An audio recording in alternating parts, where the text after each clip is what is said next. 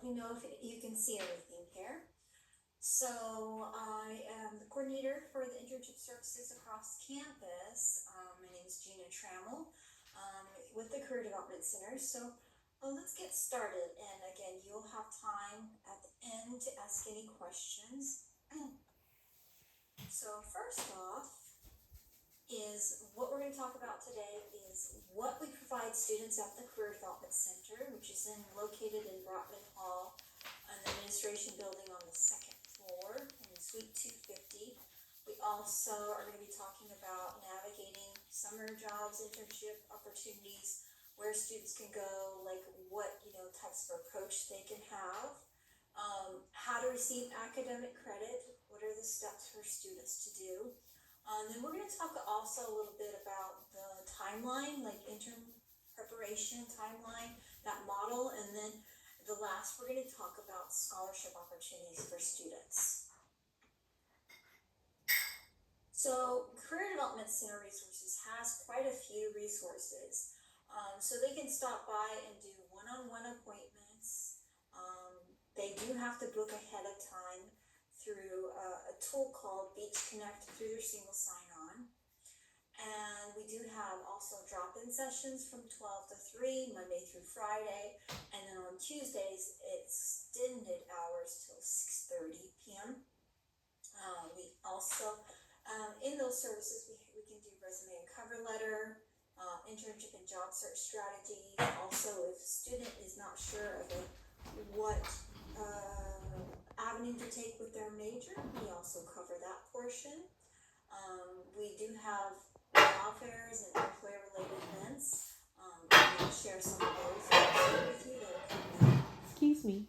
We have tons of online tools, and Can you do me a one favor of real those quick? tools Sorry. is CareerLink, and that is also found through the single sign-on, and that is where we Can actually you turn up the volume internship and jobs, on and the? we make sure that they are good to go, and we approve them.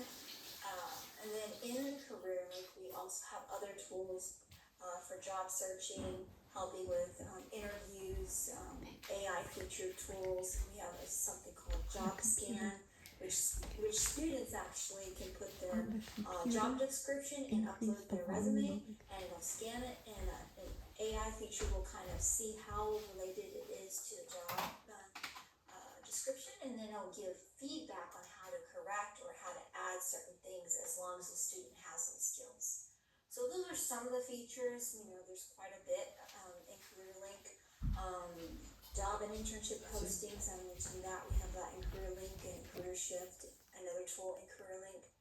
We got lots of workshops and webinars featured anything from internships, resumes, to preparing for interviews, also preparing for the job fairs. And then the scholarships, of course, is the last piece. We have 2 annual scholarships and a study abroad scholarship as well.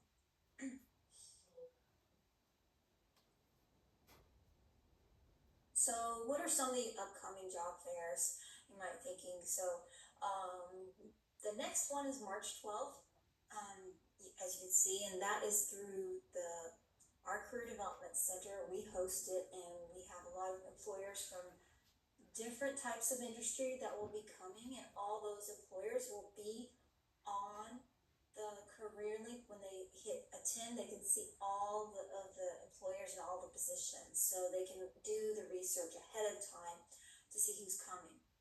We also have an educator's job and internship fair. This one is dedicated for anything in the education industry, not just school districts, but higher education, also like after school programs. Those are going to be at this fair. And then the last, but that one's April 10th from 12 to 4.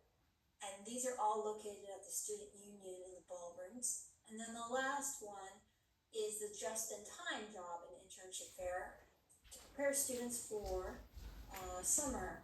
So these are all in preparation for summer, but this one is just another one, just in case the students have missed the other 2 as well. That one's April 24th. Again, the time is from 12 to 4. That does not mean that the students have to stay from 12 to 4. They can pop in, see the employers that they need in between classes. They can take 30 minutes or an hour, depending on how much time they'd like to spend there. It is advised that they RSVP through CareerLink. We do accept non-RSVPs just in case like they try to get in the very beginning when it's busy. We will have like registration lines for RSVP and non-RSVPs. So the RSVPs will get to go in first. We also have internship in-person events that I'm hosting. The next one we have is next Tuesday, actually, March 4th. We have several employers with criminal justice background. We have a healthcare service. We also have hospitality industry that will be 6 employers coming to next week's event. And that one, all these internship events, they're not just employer panels where employers will be able to talk with the students in smaller groups, but it's also we also have a workshop at the beginning where we specialize like some of the issues that they have for those specific majors, whether it's like searching for health and human service internships, what are some of the tips for that. And we have an arts internship event on March 18th from 2 to 4. And then we also have a liberal arts internship event. And the liberal arts internship event is the only one that only has an employer panel networking portion, because the College of Liberal Arts already has a lot of workshops themselves. So they wanted us to focus on just on the employer part piece of it. And I believe the link here is placed in your chat. So if you need to guide your the students there, you can do that. I'm just going to go to the next page. So let's talk about navigating summer internship. So what are the benefits? The benefits you probably already know, but I'm just going to go over a few things. Opportunity to network professionals, training that builds on knowledge gained in the classroom, gaining skills that are valued, supervised practical experience. So we don't, the difference between the internship and just a regular part-time job is that the person needs that's supervising them should have expertise in that field and not just throwing them in there, and being able to be a mentor to that student so they can be able to build those relationships and find training, right? And see if it's right for them. This is a really good test drive for them. Is this the correct career that I want? This is an easy way to do that. So summer internships and jobs typically are 40 hours a week, unlike this fall and spring, which could be only up to 20 hours a week.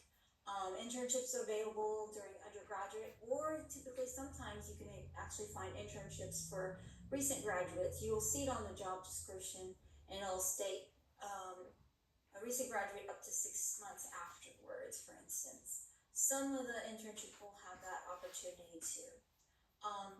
Internships can be specific for majors and fields, or they just say all majors, meaning that they're taking from, let's say, sometimes you'll see like a business management internship, but then they'll say, open to all majors. So,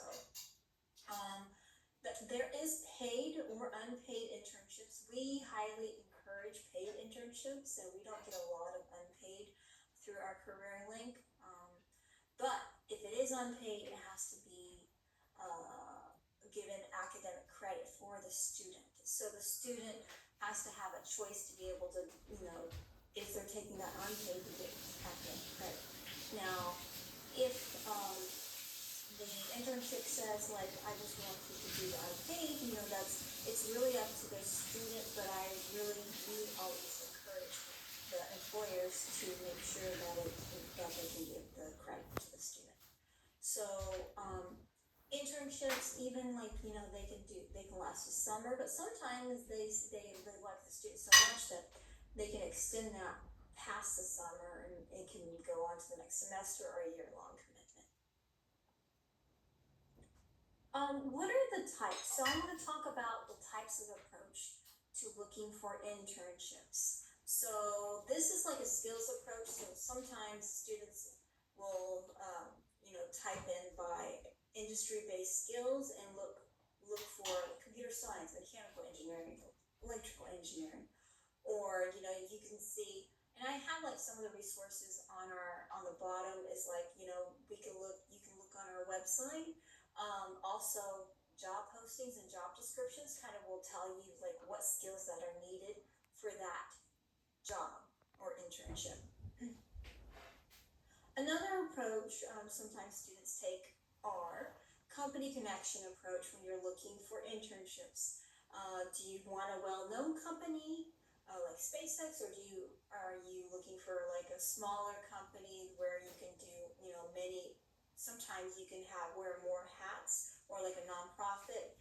Perhaps maybe you're thinking, okay, for a student, it's important for them to have that mission and vision aligned with their values, right? So there are different ways to approach that, and these are just some of the resources that you can actually look at. LinkedIn, Glassdoor is a good one. That actually showcases not only the culture of the company, but a lot of times, there'll be current and past employers that will kind of give feedback on what the company's like. And then we've got the Career Link, which I mentioned, and the Career Shift is another tool, a resource, and that's found in Career Link. These are some of the skills and qualities employers seek.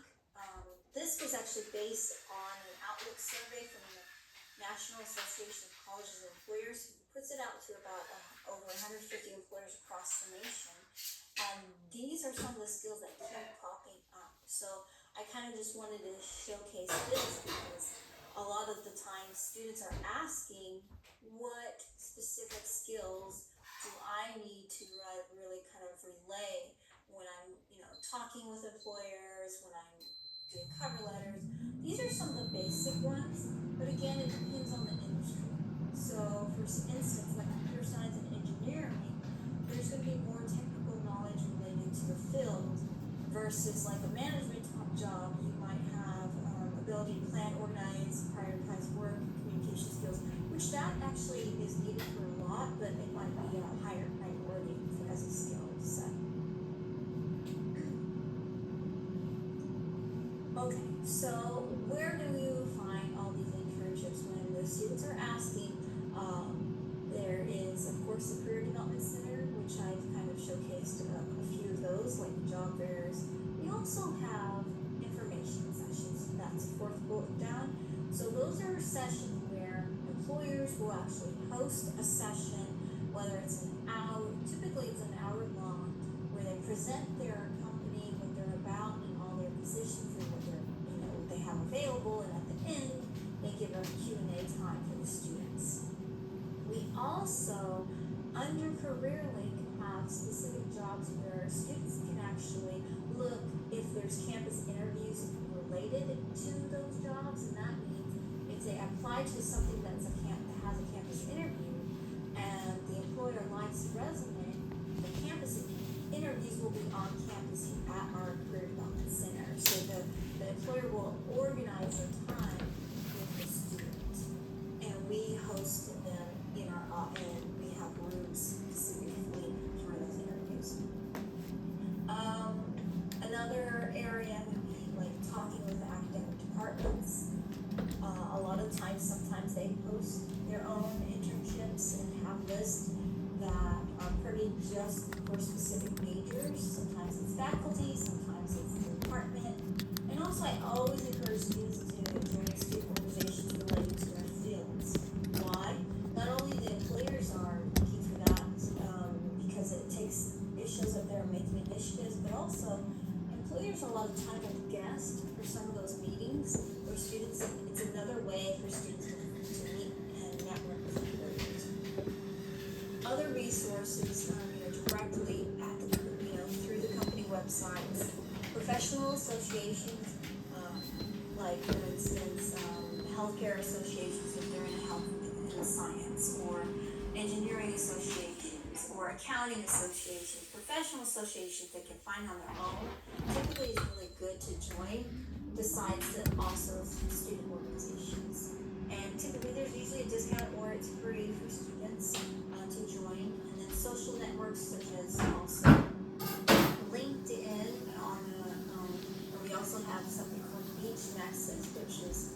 another app, a single sign-in related journey and connect with the community and alum that is most related to their fields.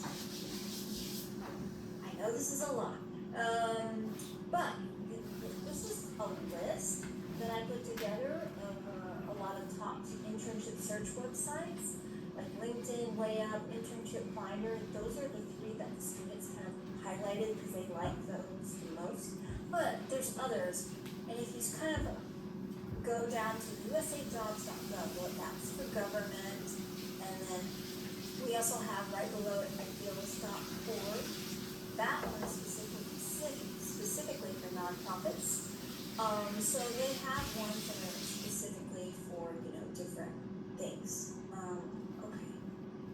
I'm going to, running out of time, so this is kind of the toolkit here, the timeline for applying, for hiring process, resume, cover letter, reference letters, transcripts. These are all things that they need to provide, and the optional ones are portfolio, LinkedIn profile, and digital badges.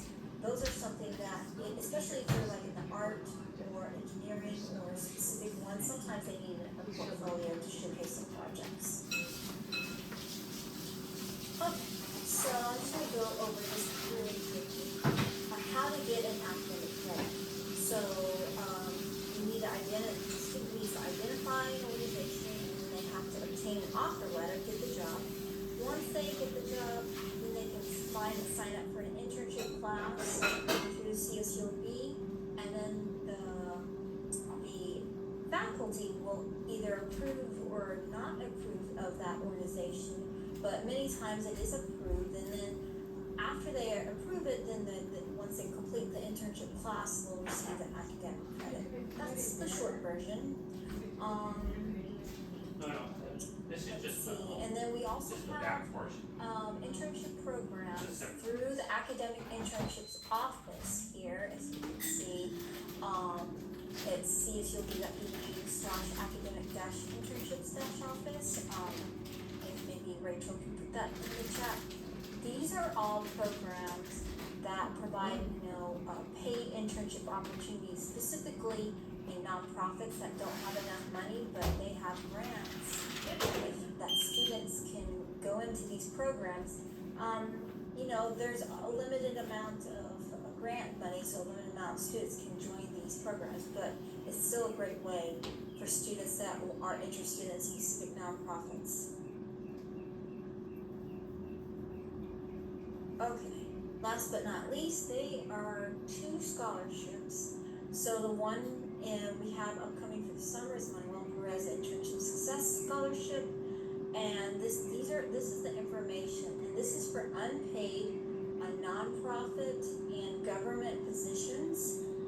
They can receive $1,000 scholarship, and the deadline is Friday, June 6th. So these are the instructions, and the eligibility, really they have to be graduating December 25th, 2025 or later, and the internship has to take place in the summer.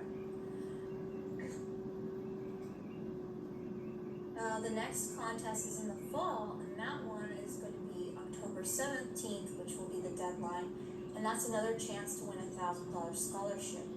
So this one's going to be through CareerLink, and the other one is through Big Interview. Both of those tools they can find through their single sign-on. And the difference between this one, it can be paid or unpaid, it can be any industry, it doesn't have to be a nonprofit or government. Okay, so I hope I made the timing okay. So I know I went through that pretty quickly. So I want to open it up to any questions.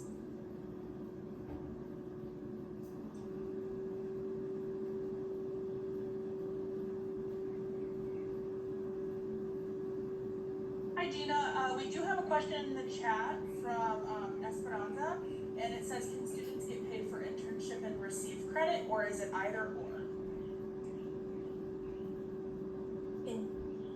So yes, they can do both. So if an internship is paid, from a corporation already paid, they can do that and also get credit. I was just mentioning during the presentation, if it's unpaid, we really highly recommend that they get credit for it. So, but they can do both.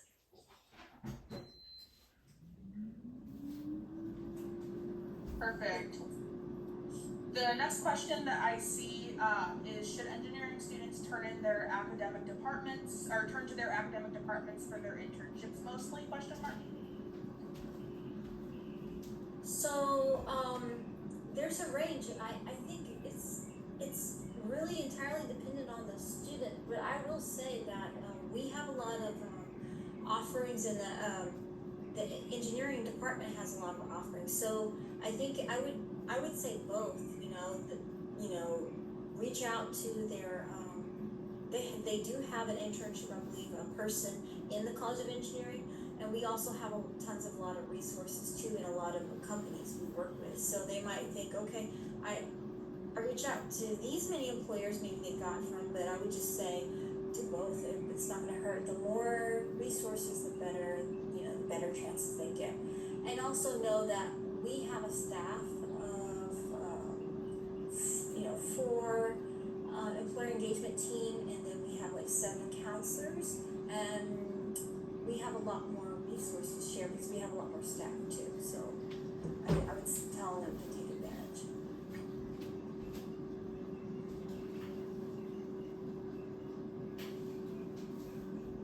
Any other questions, Rui? Hello, did you hear, I said, another question that we had in the chat was, are interns allowed to live on campus? So if a student gets an internship and they're living in the dorms, there's no conflict.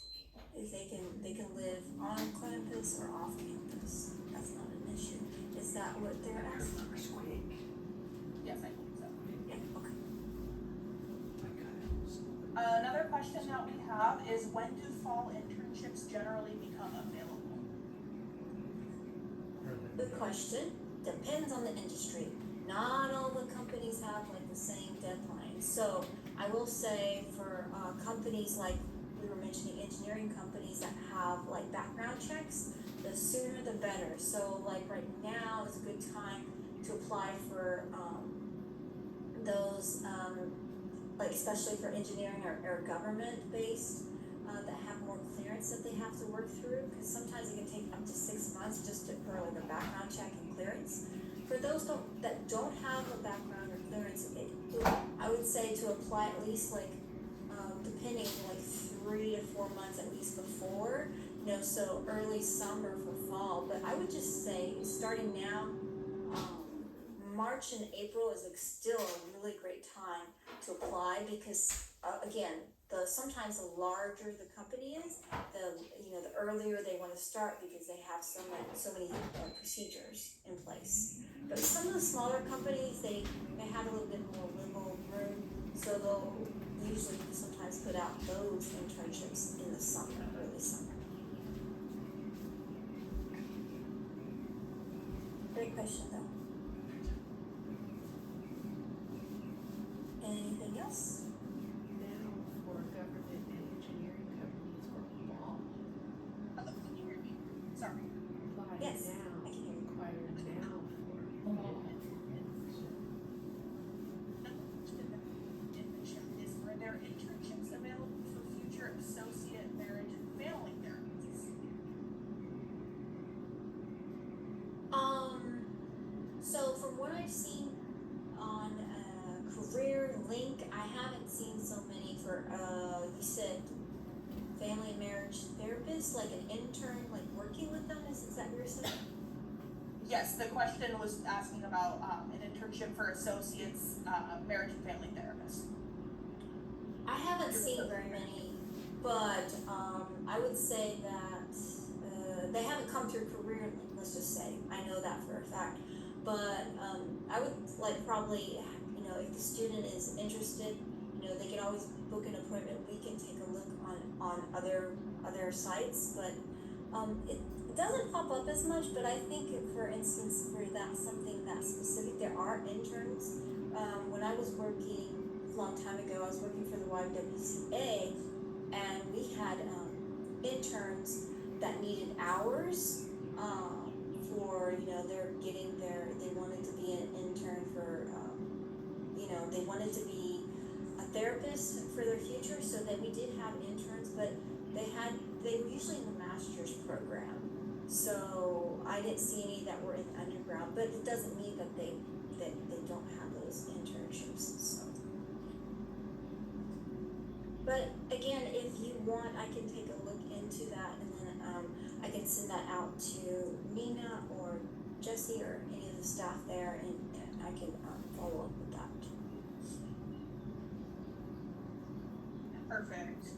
I think we might have time for one more question, which I'm seeing in the chat. There's a few. But what do students need to bring when attending the job and internship fairs? Great question. Typically, I always say to print off a few copies of their resume, and usually not a cover letter, unless they have the positions and they're going to be doing it specifically for those positions that they already know that they want to apply to. So a few copies, and then also one of the things is sometimes students will have like little business cards with their QR code, and it'll directly go to their resumes. Some of them will do that with their phones, but a lot of times they just want kind of like hard copies. So I would just kind of do both if they have the chance to do that. So, and then dress professionally.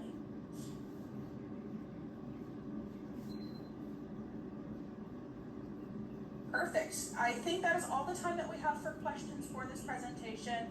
But Gina, is there a specific place that they should go to ask any more questions that may be in the chat other than the email that you have provided? Email is good, and then I would say, if I get to, let me see, I'll put it in the chat, hold on. So let me stop sharing real quick.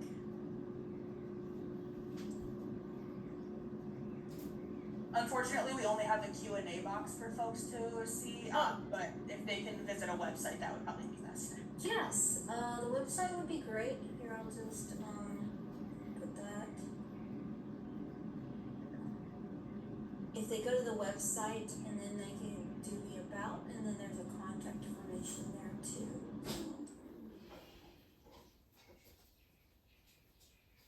That would be the best way to go. Perfect. Well, thank you so much. Great questions.